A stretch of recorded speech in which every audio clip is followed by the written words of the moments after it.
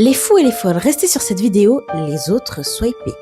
Aujourd'hui, je te propose une mise en situation horreur. Tu vis paisiblement avec ton conjoint ou ta conjointe et vous avez un enfant ensemble, âgé d'à peu près 7 ans.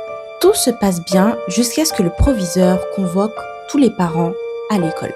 Un élève vient d'être retrouvé dans la forêt sauvagement assassiné.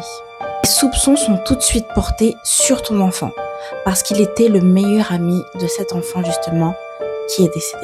L'histoire finit par prendre d'énormes proportions, tu te retrouves avec ton enfant au tribunal, bref, ça va très loin.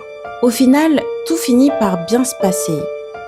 Ton enfant est innocenté, tu es donc innocenté parce que tu as la responsabilité du coup de ton enfant. Tout se passe très bien et cette histoire est loin derrière. Nous sommes maintenant 2 ans plus tard et tu es chez toi tranquillement avec ton conjoint ou ta conjointe et ton enfant. Il se fait tard et tu as envie d'aller te coucher. 1 heure plus tard, tu te réveilles de ton sommeil pour aller aux toilettes et tu passes devant la chambre de ton enfant. Et tu entends chuchoter et tu surprends une conversation.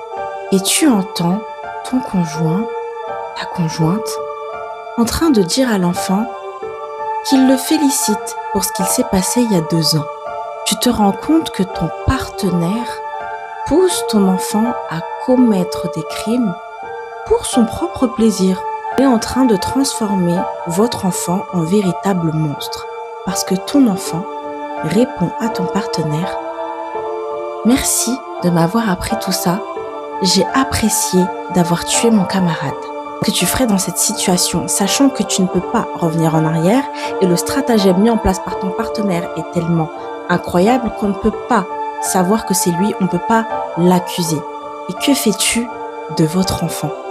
Je te laisse indiquer dans les commentaires ce que tu ferais et n'hésite pas à t'abonner pour d'autres vidéos horreurs et d'autres dilemmes.